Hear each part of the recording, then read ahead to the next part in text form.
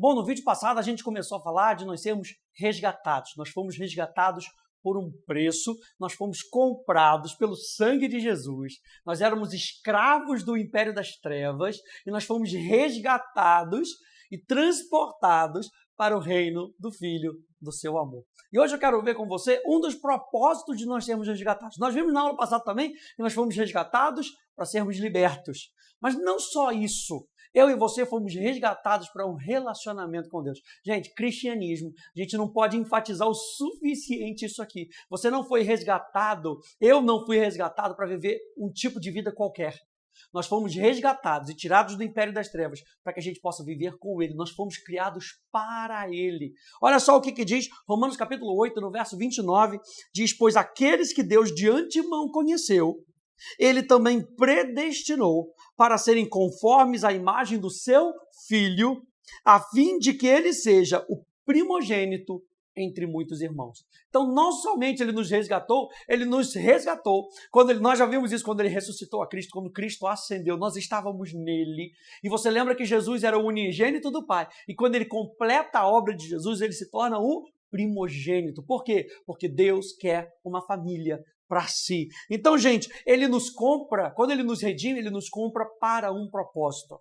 Você entende que quando você nasceu de novo, você nasceu para um propósito.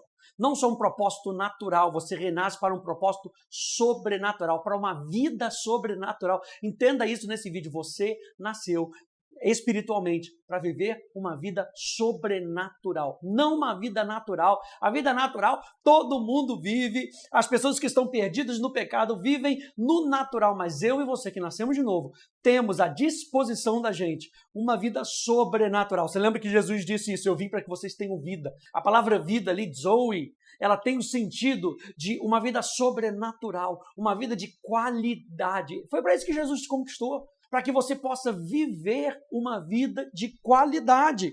Então, gente, olha só, Romanos 8, versículo 15 diz: porque vocês não receberam um espírito de escravidão para viverem outra vez atemorizados, mas receberam o espírito de adoção, pelo qual nós clamamos, Abba, Pai. Nesse nosso relacionamento, nós podemos chamar Deus de Pai. E você vê que no Antigo Testamento, Israel se relacionava com Deus como Pai, Deus se relacionava com Israel como filhos, mas não era algo explícito. Mas no Novo Testamento, Jesus veio para deixar isso muito claro. Deus quer ser o seu Pai. E lembra que todos nascem como criatura de Deus, como criação de Deus. Mas nem todos são filhos de Deus. Por quê? Porque filiação tem a ver com natureza. Não tem a ver com a criação, tem a ver com natureza. Então, todos quantos, pois, o receberam, João capítulo 1, deu-lhes o poder de serem feitos filhos de Deus, a saber, os que creem. Então, eu e você podemos chamar Deus de Pai. E essa palavra Abba, que Ava, no hebraico, tem o sentido de aquele filho pequenininho que ele considera o amor do seu pai. Isso aqui é maravilhoso, gente. De você saber que você nasceu de novo e que você pode chamar Deus de Pai. Qual é a imagem que a gente tem da adoção? Quando a gente vê isso no Novo Testamento, Paulo falando sobre o espírito da adoção, olha só que interessante, está na sua apostila. Se um cidadão romano não tivesse herdeiro, era costume que ele fosse ao mercado de escravos e comprasse um jovem escravo. Ele pagaria o preço de um escravo, mas não estava comprando para ser escravo, mas para ser seu filho. Para a cerimônia de adoção, seriam chamadas 7 testemunhas para depor sobre o fato da adoção. E esse é o ministério do Espírito Santo ao crente em Cristo. Você lembra que no Antigo Testamento fala dos 7 Espíritos de Deus. E você lembra que no Novo Testamento, Romanos capítulo 8, fala que o Espírito Santo testemunha, testifica no nosso coração que nós somos filhos de Deus. Ou seja, que Ele nos comprou. É o próprio Espírito que funciona como essas 7 testemunhas para dizer: eu estava lá, Ele comprou você, você tem o selo. Meu Deus do céu! Se o filho tivesse algum problema e alguém perguntasse para ele: mas você é filho dele mesmo? Chama as 7 testemunhas. Onde é que estão essas 7 testemunhas? O Espírito Santo habita dentro de nós. Você não tem um RG do céu para poder dizer: deixa eu ver aqui minha identidade, está aqui meu passaporte, para dizer para você que eu tenho. Não, você tem um testemunho interior. Você sabe que você nasceu de novo. E isso é obra do Espírito Santo, gente.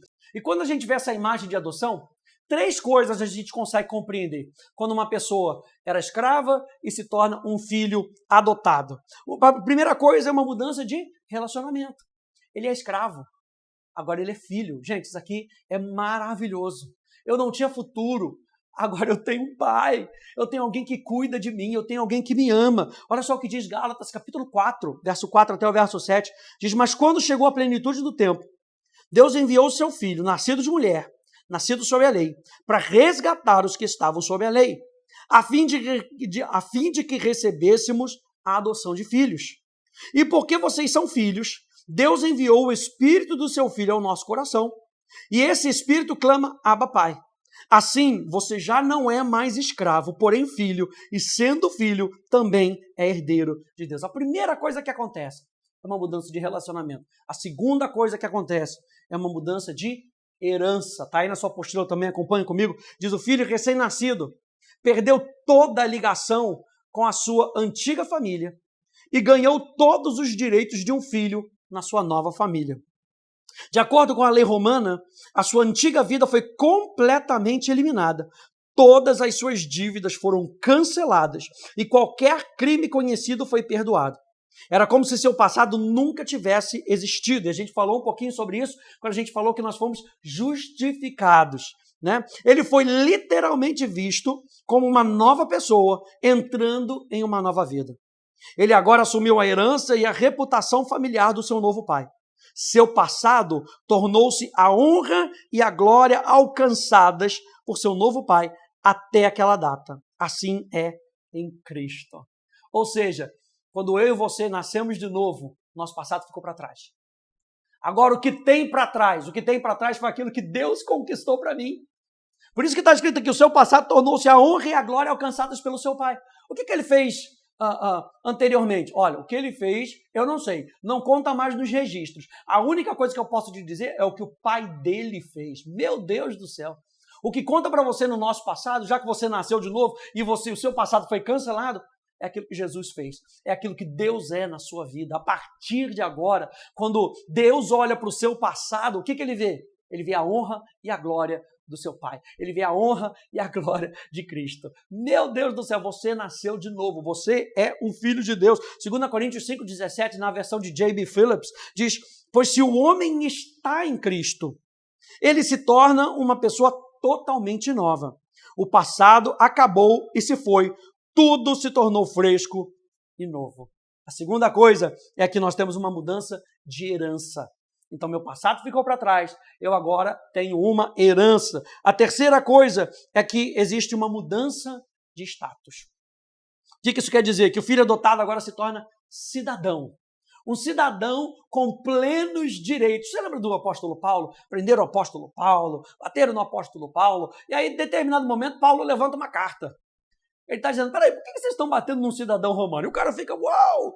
Como assim, um cidadão romano? Falou, eu nasci, eu sou romano.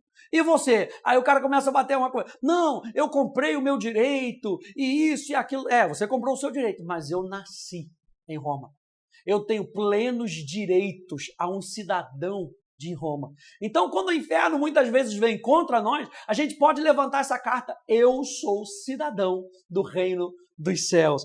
Olha só o que diz Efésios capítulo 2, no verso 19. Diz assim, vocês não são mais estrangeiros e peregrinos, mas concidadãos dos santos e membros da família de Deus. Concidadãos, cidadãos com os santos, junto com os santos. Ou seja, você tem direito àquilo que o seu pai tem para você. E por fim, eu só quero lembrar a você, aqui em Romanos capítulo 8, no verso 16 e no verso 17, que nessa adoção como filhos, olha só que interessante, que diz aqui, o próprio Espírito confirma ao nosso Espírito que somos filhos de Deus. E se somos filhos, somos também herdeiros, herdeiros de Deus e co-herdeiros com Cristo, se com Ele sofremos, para que com Ele também sejamos glorificados. Aqui no versículo 16 a gente vê o apóstolo Paulo usando um termo, que ele cita esse termo para falar de alguém que nasceu de novo, que é alguém que foi gerado por outro alguém. Ele usa a palavra teknon. O apóstolo João também usa muito essa palavra, teknon. E aqui a gente vê que ele está falando de alguém que nasceu de Deus. Veja, confirma nosso espírito que somos filhos de Deus. Ou seja, que eu e você nascemos de Deus. O Espírito Santo testifica. Lembra das 7 testemunhas? O Espírito Santo confirma nisso. Mas um pouco mais para frente, no versículo 19, quando ele fala de filhos, ele não usa a palavra tecnon, ele usa uma outra palavra, a palavra é ruios. E ruios é um filho na maturidade. O que isso nos lembra? Isso nos lembra que eu e você precisamos amadurecer. Como filhos, sabendo quem nós somos, sabemos os nossos direitos, sabemos os nossos deveres. A gente vai falar isso mais para frente. Mas é importante você entender que não basta só nascer de novo. Nesse vídeo eu quero terminar com isso. Não basta só nascer de novo e saber que eu sou filho de Deus. A proposta do reino de Deus é com que você amadureça. E amadurecendo, você possa suportar as coisas do seu pai. Você possa administrar bem os negócios do seu pai, porque era isso que um filho maduro fazia. Você lembra que quando Jesus ele atinge 30 anos, e aí vem uma voz do céu dizendo, esse é o meu filho amado em quem eu me comprazo.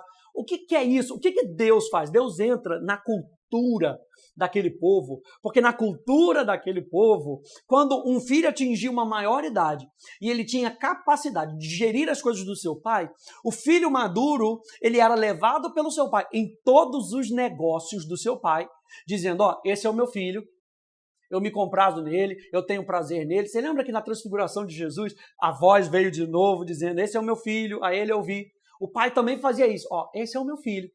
Ouça ele, porque ouvindo ele, você está ouvindo a mim. Dê crédito a ele, porque você dá crédito a mim. É por isso que a pergunta de Filipe para Jesus, mostra-nos o Pai, não fez sentido para Jesus. Mas peraí, você ouviu a voz? Você ouviu o que o Pai tinha para dizer? Como é que você pede para mostrar ao Pai? Se você vir a mim, você vê ao Pai. Então, o que Deus espera com a ajuda do Espírito Santo é com que a gente amadureça. E o amadurecimento, gente, não é para que a gente se torne bem visto à vista das pessoas. O amadurecimento é para que Deus seja bem visto através de nós. E para que em tudo aquilo que a gente faça bem para a honra e glória do Senhor. Então, nesse processo de eu e você sermos resgatados, nós fomos resgatados e libertos, nós fomos resgatados e libertos para um propósito. Qual é esse propósito? Sermos filhos de Deus. E sermos filhos não somente porque nascemos de Deus, temos um novo relacionamento, temos uma herança, temos um novo status, para que eu e você possamos amadurecer. E toda essa proposta desses nossos cursos aqui da Escola de Fundamentos, você também pode acessar a Escola de Adoração. A Escola de Adoração fala de quê? Fala do nosso relacionamento com Deus. Você tem a Escola de Teologia Viva. A gente vai em assuntos um pouco mais profundos. Tudo isso é para quê? Amadurecimento, profundidade no seu relacionamento com Deus. Para que, como filho, você possa gerenciar bem os negócios do seu pai. Lembra da parábola dos talentos? Você pegar aquilo que Deus te deu e multiplicar para a honra e glória do seu pai. Quem é que faz isso? Um filho maduro. A gente se vê no próximo vídeo. E Deus te abençoe. Tchau, tchau.